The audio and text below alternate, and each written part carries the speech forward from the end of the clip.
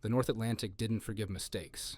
Captain Marcus Chen knew this better than most, having spent 23 years commanding various vessels through its treacherous waters. But tonight, as he stood on the bridge of the cargo ship Stellar Wind, something felt different. Wrong. The air itself seemed to pulse with an ancient malevolence that made his tongue taste like copper. His grandfather, an old fisherman from the Taiwan Strait, used to say that the sea had moods.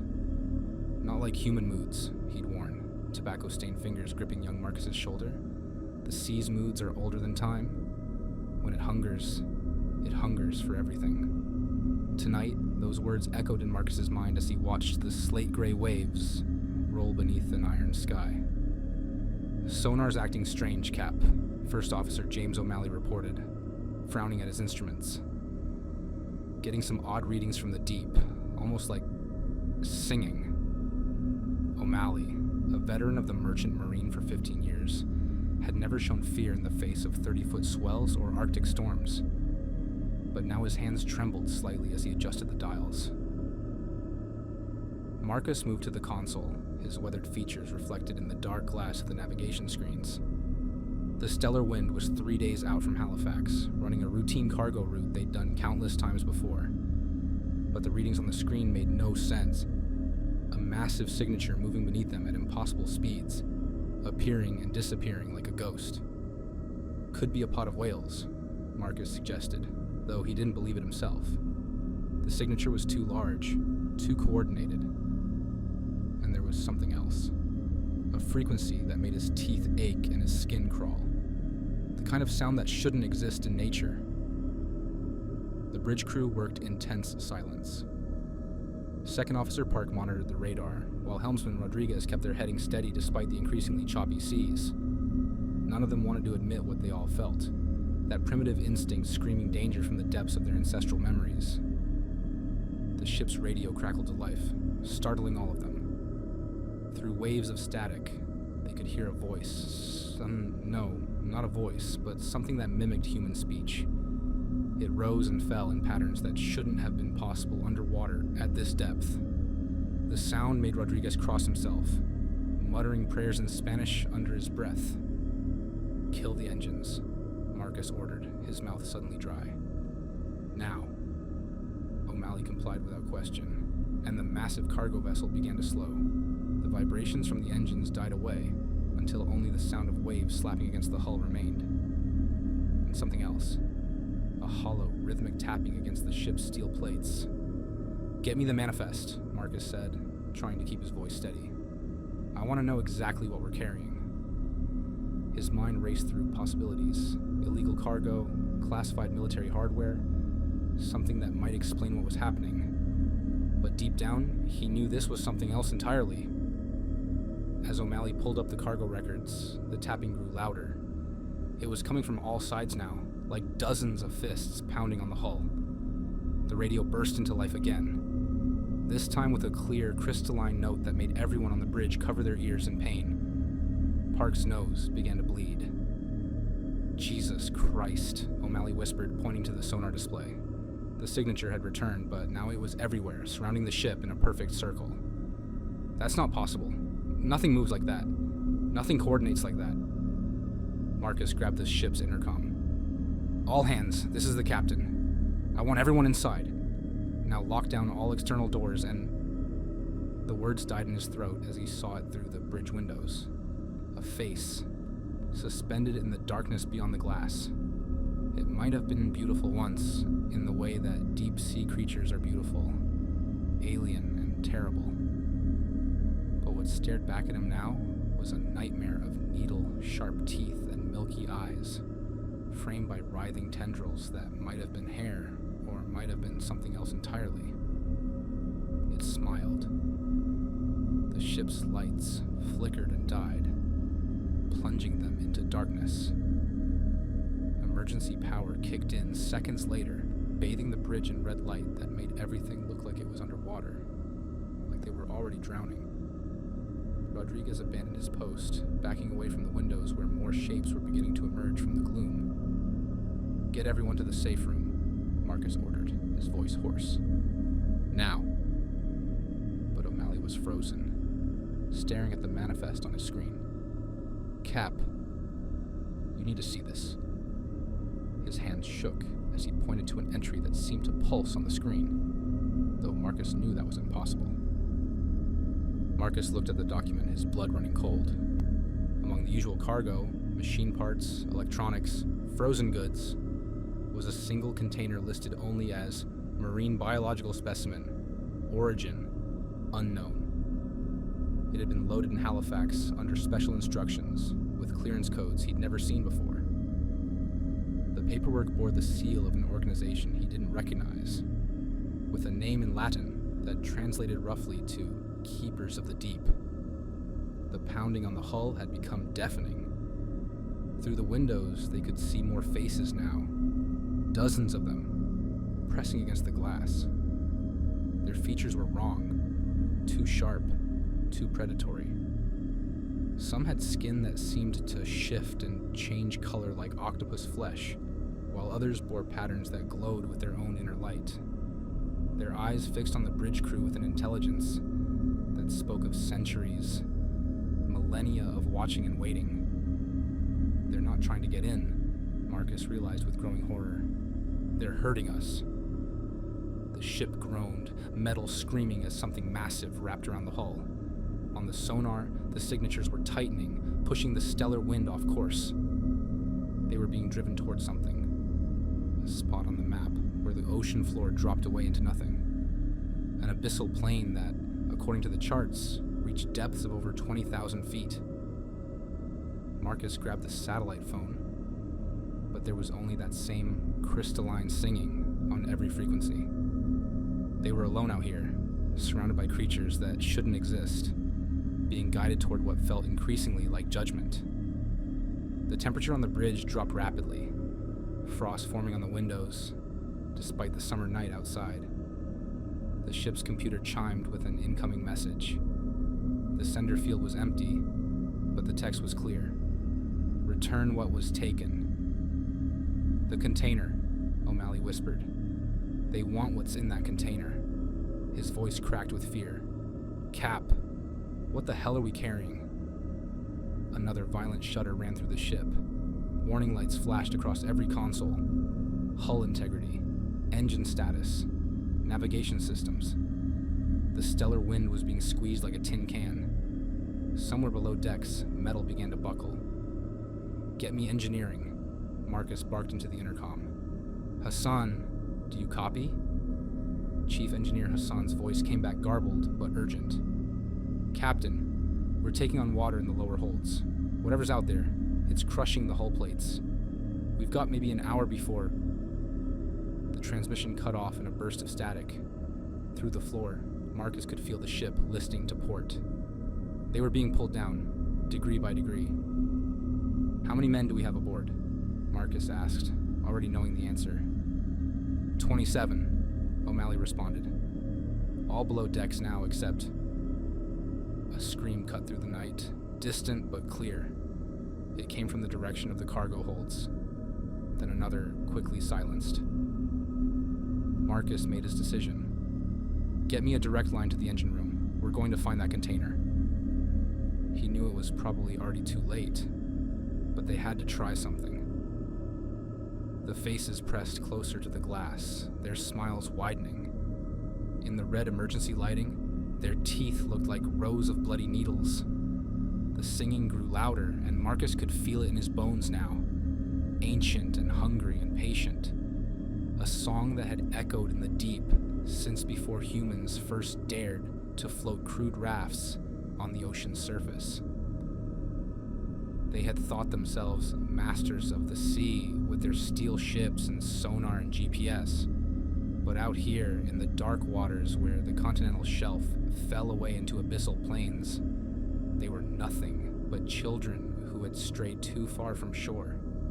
Their technology meant nothing to creatures that had watched civilizations rise and fall like waves on a beach. And something very old and very angry had finally come to collect its due. Cap, O'Malley's voice shook as he pointed to the radar. There's something massive coming up from below. Marcus watched as the biggest signature he'd ever seen rose from the depths. Whatever it was, it made a blue whale look like a minnow. And it was singing that same terrible song. The hunt had begun. The descent to the cargo holds was a nightmare of flickering lights and groaning metal.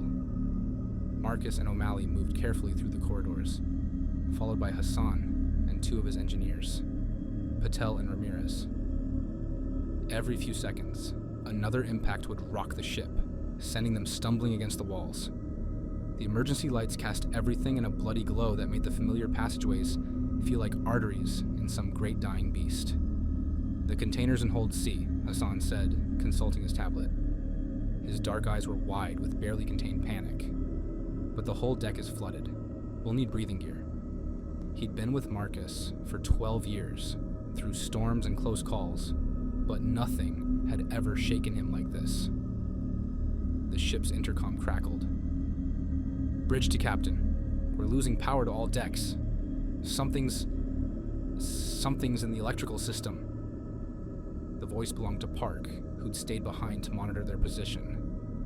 Static overwhelmed his next words, replaced by that haunting song. They collected emergency equipment from a storage locker, oxygen tanks, masks, waterproof lights.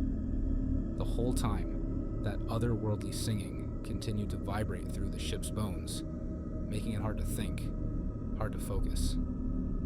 Marcus noticed Ramirez's hands shaking as he checked the air gauges. The young engineer had only been aboard 3 months. This would likely be his last voyage, one way or another. "We lost contact with Rodriguez and Chen," Patel reported grimly. "They were in the hold when the attack began. No one mentioned what might have happened to them, but the metallic smell in the air told its own story. Something that wasn't seawater was seeping under the doors." The entrance to Hold C was already underwater. Dark liquid lapped at the top of the door frame, and Marcus couldn't tell if it was seawater or something else. Their lights revealed shapes moving in the murky depths, quick darting things that vanished when looked at directly. The water itself seemed to pulse with a sickly bioluminescence. "Jesus, Mary, and Joseph," O'Malley whispered, crossing himself. "What did we bring on board?" His flashlight beam caught something floating just below the surface. A hand, pale and lifeless, disappearing into the darkness before anyone could get a better look. Marcus checked his oxygen tank and mask. The gauge showed full pressure, but somehow he doubted it would matter. The creatures outside weren't going to let them run out of air. They had other plans. "Hassan, you and your men stay here. If we're not back in 20 minutes, get everyone to the lifeboats and abandon ship." Even as he said it, Marcus knew it was a hollow order. The lifeboats would be death traps in these waters. "The lifeboats won't help," Hassan said quietly. "You've seen what's out there. Those things, they're not just killing. They're hunting." His voice dropped even lower. "They're collecting." Marcus nodded grimly. "Then pray we find what they want." He and O'Malley sealed their masks and slipped into the flooded hold. The water was impossibly cold, seeming to draw the heat from their bodies instantly. Their lights cut through the gloom, revealing stacked containers rising like metal cliffs on either side. The water moved wrong, currents flowing against gravity, swirling patterns that seemed almost deliberate. The singing was louder underwater, more distinct. It wasn't just one voice, but many, layered together in impossible harmonies. And underneath it all was that deeper sound, the voice of whatever massive thing was circling beneath them. A sound that spoke of depths, where pressure could crush a man to paste in seconds. They found the first body, halfway to their target. Rodriguez floated face down between two containers, his diving gear intact, but his throat. Marcus turned away quickly, forcing down bile. The water around the corpse was dark with blood, but worse than the violence was the expression frozen on the dead man's face. Not fear, a terrible wonder, as if he'd seen something beautiful in his final moments. The container they sought was at the far end of the hold, marked with biohazard symbols and warning labels in multiple languages. As they approached, their lights revealed deep gouges in the metal. Something had been trying to get in, or get out. The steel was warped and bubbled in places, as if exposed to impossible pressures or temperatures. O'Malley swam to the control panel and swiped his security card. Nothing happened. He tried again, then turned to Marcus and shook his head. The power was dead. In the beam of their lights, strange patterns seemed to move across the container's surface, symbols that weren't part of any human language. Suddenly, their lights caught movement, something swimming through the hold entrance. It moved with terrible grace, its lower half serpentine, while its upper body was almost human. Almost, but not quite. Its skin was the color of a drowned corpse, and what might have been hair writhed around its head like living shadows. Where its eyes should have been, there were only dark pits that seemed to swallow light. More shapes appeared behind it. The creatures filled the doorway, blocking their escape. In the beam of their lights, their eyes reflected like mirrors, and their teeth. Marcus had seen shark teeth, barracuda teeth, every kind of marine predator. These were worse. These were wrong in a way that defied evolution and sanity. Marcus grabbed O'Malley's arm and pointed up. There was an emergency hatch in the ceiling, leading to the deck above. If they could reach it. But even as the thought formed, he knew it was futile. They weren't meant to escape. This had been orchestrated from the moment that container was loaded in Halifax. The first creature shot forward with impossible speed. O'Malley screamed into his mask as webbed hands seized his legs, dragging him down. Marcus kicked hard, trying to reach his friend, but more of them were coming. The water was filled with writhing shapes now, all teeth and claws and hungry eyes. Their movements were hypnotic, almost beautiful in their alien precision. Through his mask, Marcus heard it clearly for the first time. Words in the singing, ancient and cold. The child. Return the child. With horrible certainty, Marcus understood what was in the container, what they had been transporting. Not a specimen, not a thing. A child. One of them. And now the parents had come to collect, bringing with them the wrath of the deep. O'Malley's light spiraled down into the depths as he was pulled under. His scream cut off in a burst of bubbles, and then there was only that singing. Marcus kicked harder, lungs burning as he reached for the hatch. Behind him, he could hear them coming, could feel the pressure wave of their movement in the water. Their touch was electric, sending jolts of ancient memory through his nervous system. Glimpses of cities beneath the waves, of empires that had never known air or sun. His hands found the hatch handle. He turned it, muscles screaming with effort. It opened with a rush of bubbles, and he pulled himself through just as something cold and strong wrapped around his ankle. The grip was impossibly strong, the flesh both soft and hard, like living coral. He kicked frantically, losing his flashlight in the process. In the darkness, he felt scales brush against his leg, heard that terrible singing right next to his ear. A hand seized his mask, trying to tear it away. The fingers were webbed, tipped with claws that could rend steel. The emergency lights chose that moment to fail completely. In the pitch darkness, Marcus felt more hands grabbing him, pulling him in different directions. His mask was ripped away, and cold water rushed into his mouth and nose. But it wasn't water. It was too thick, too alive. It filled his lungs with ancient knowledge and terrible purpose. As his consciousness faded, he had one final terrible thought. They weren't going to kill them all. No, that would be too merciful. They were going to take them down wherever they had come from. To the deep places where light had never reached, where pressure crushed steel like paper, where things that had never been human had waited centuries for revenge. The last thing Marcus Chen heard before the darkness took him was that ancient singing, and in it now he heard not just anger, but triumph. They had taken something precious from the deep, and now the deep had come to take something precious in return, an exchange as old as the sea itself. The stellar wind was found 3 days later, floating empty in calm seas. The cargo manifest showed nothing unusual, no mysterious container, no biological specimens. 27 men had vanished without a trace, leaving behind only a single message, scratched into the bridge window. The deep does not forgive. Years later, sailors in the North Atlantic still tell stories about singing in the water, about faces in the waves that look almost human, but not quite. They say that sometimes, on quiet nights when the moon is dark, you can hear voices calling from the depths. Voices that sound like drowning men, begging to be saved. Voices that speak of wonders and horrors in the lightless kingdoms below, but the wise ones know better than to answer. They know that some things should stay in the deep, and that the sea keeps what it takes. They know that beneath the waves, in pressured darkness, that no human was meant to endure, the crew of the Stellar Wind still sings with their new family, calling others to join them in the endless dark.